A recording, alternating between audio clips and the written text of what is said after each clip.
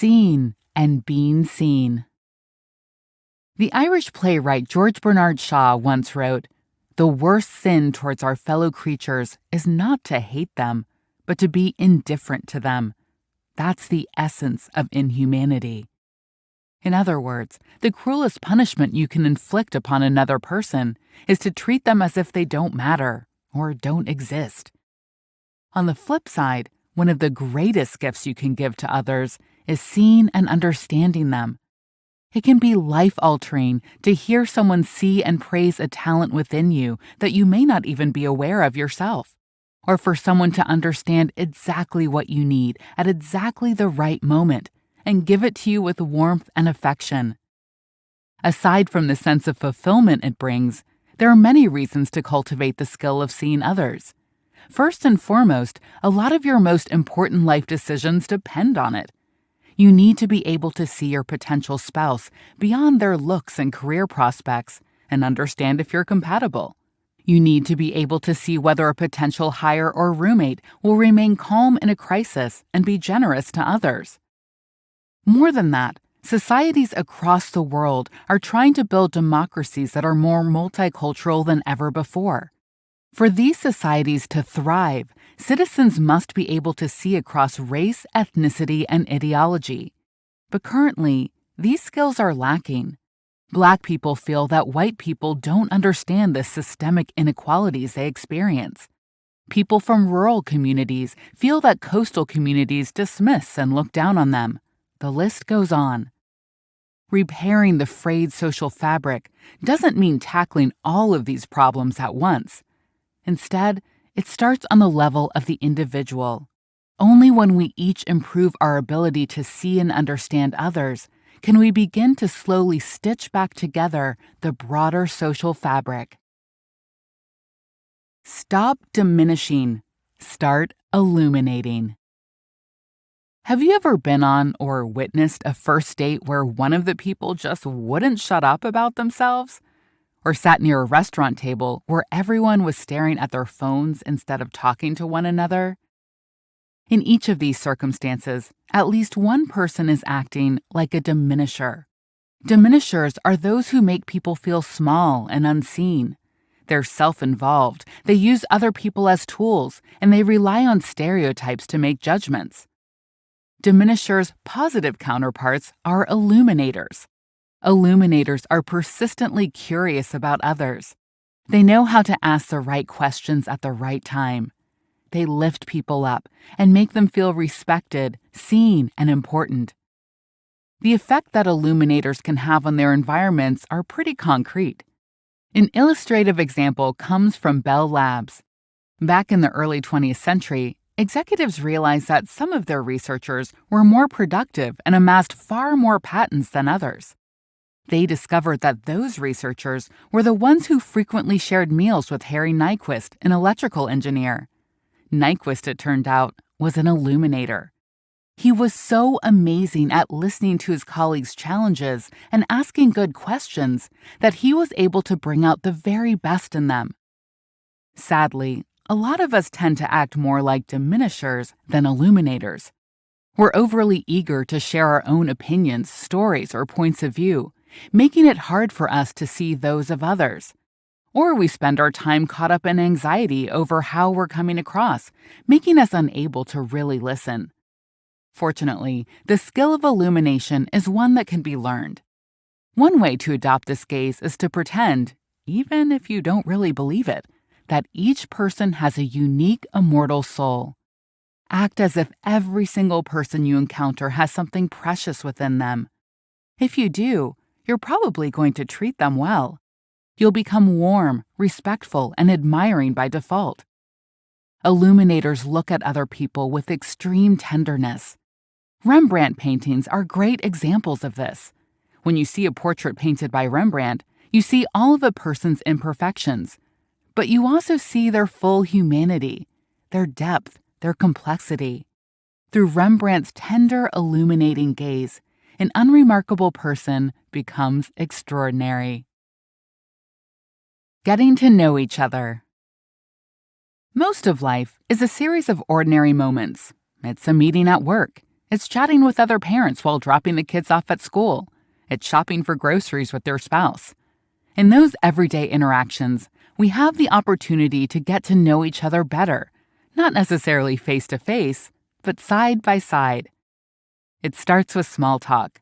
Discussions about the weather or Taylor Swift tend to get a bad rap. But these low-pressure conversations help establish rapport and slowly build up a sense of comfort and mutual respect. That's important because the body needs to feel comfortable before the mind can open up. When it does come time to go deeper, you'll need your conversation skills at the ready. Having conversations can be incredibly hard, but it's crucial. To see a person well, you have to ask them how they see things. You can't assume you already know. The best conversationalists aren't the people who can tell funny stories or deliver piercing insights. Instead, they're the people who can foster a two-way exchange, a mutual exploration. One way to do that is by treating your attention as if it's an on-off switch rather than a dimmer. You're either entirely in or you're entirely out. Think about it. No one wants to be talking about something and notice that the other person isn't really listening. As a listener, you can prevent this by stopping everything else and fully engaging in the conversation. You should also make an effort to become a loud listener.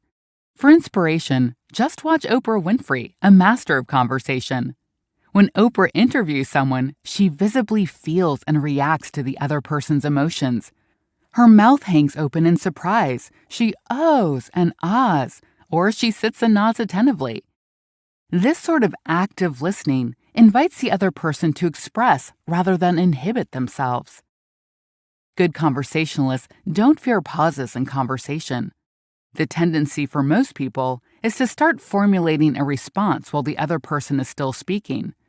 But that's a problem, because once you've shifted to response mode, you've stopped really listening. A good conversationalist waits until the other person is completely done speaking, then perhaps raises his finger to signal that he needs a moment. Only then does he consider his response. Ultimately, people want to talk about themselves. They're just all too used to people not really listening. Bit by bit, you can start to change that pattern. Bridging the gap. Even in the best of times, getting to know someone isn't easy. But here's the thing, it's not the best of times. In the United States, political animosities are running high, and social isolation continues to grow. Many seem to have forgotten how to see and understand one another as human beings. This has real, tangible effects. Suicide rates in America surged by 33% from 1999 to 2019. Between 1990 and 2020, the percentage of Americans who said they have no close friends quadrupled. 36% of Americans reported feeling lonely frequently or almost all of the time, including 61% of young adults. As a balm, many people turn to politics. Partisan groups offer an easy solution: to belong by being suitably outraged toward those who disagree. But that's not real connection or friendship. It's just being agitated together. To bridge the divides that are tearing people apart, it's necessary to have the hard conversations that ultimately lead to deeper connection. Prior to entering any hard conversation, think about the context in which it's taking place. For instance, as a well-educated professional, you might find it easy to walk into a conference at a nice hotel and be yourself. It might not be as easy if you're a trucker from West Virginia. If you find yourself in a similar role to the professional in this dynamic, show genuine curiosity about the truck driver and her work. Show her that it's okay for her to be herself around you. If someone starts talking about a time when they felt excluded, betrayed, or wronged, avoid the temptation to get defensive or bring the conversation back to you. Instead, stop and listen. You might think that their pain is performative or exaggerated, and maybe you're right. But you should still stick with their frame and try to understand what their world looks like. Say the conversation has gone south regardless. In that case, you should take a step back and break the momentum. Try to figure out, together, why things became so tense. Then clarify your motives for the conversation and mutually re-identify its purpose. You may never know what it's really like to be another person, to be of a different race, gender, generation, or ability. But if you work on your skill at having hard conversations, you can still get a sense of their perspective, slowly transforming wariness into trust. Seeing other perspectives. Most people go about their lives assuming that what they see is the objective reality, that everyone sees more or less the same thing. In fact, countless studies prove that notion incorrect. Consider research performed by Dennis Proffitt, a psychologist at the University of Virginia. Proffitt asked different groups of students to estimate the grade of various hills around UVA's campus. Most participants considerably overestimated the grade. But one group was much more accurate: members of UVA's women's varsity soccer team. The soccer players didn't see the hills as being so steep because they were highly fit athletes who didn't struggle to walk up them. Similarly, people who recently consumed energy drinks or listened to happy music saw fewer steep hills than those who hadn't. What this study shows is that people in different life circumstances literally see the world differently. Perception is shaped by a huge variety of factors, from our lifestyles to our personalities to our cultures.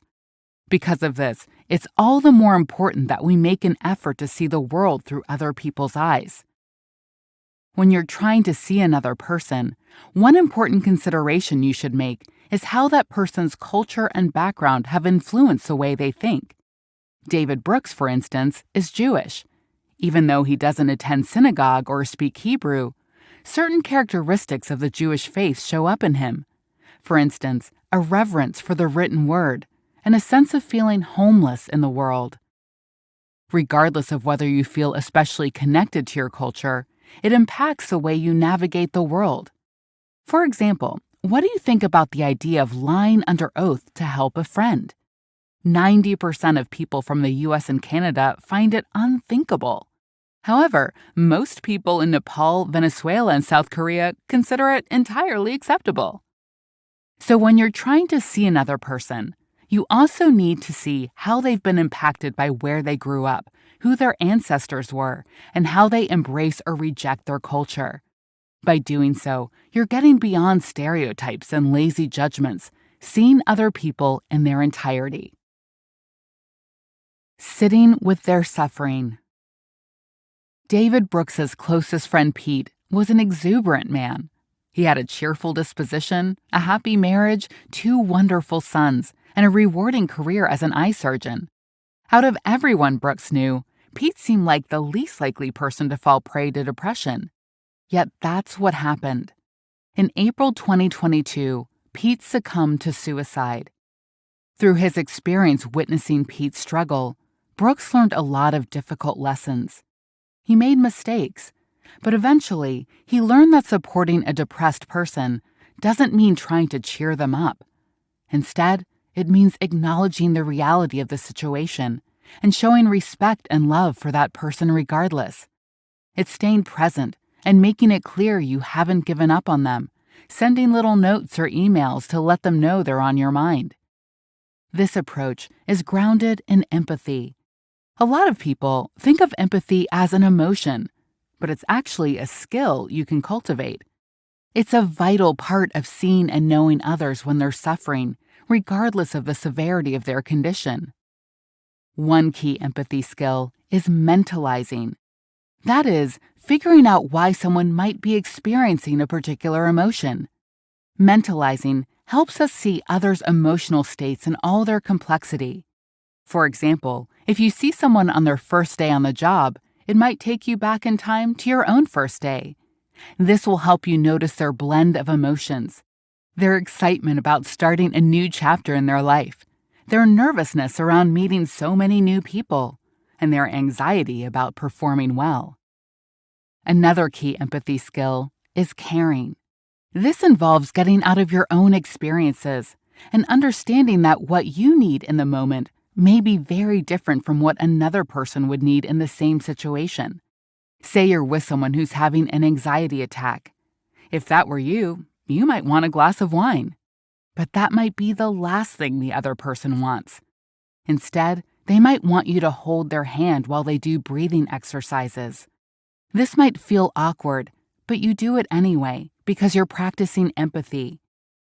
Empathetic people are sorely needed in the world. Too many people are walking around with a deep-seated sense of fear and hurt, and they need someone to show them that isn't the only way. By cultivating empathy, we make the world a more open, caring, happier place.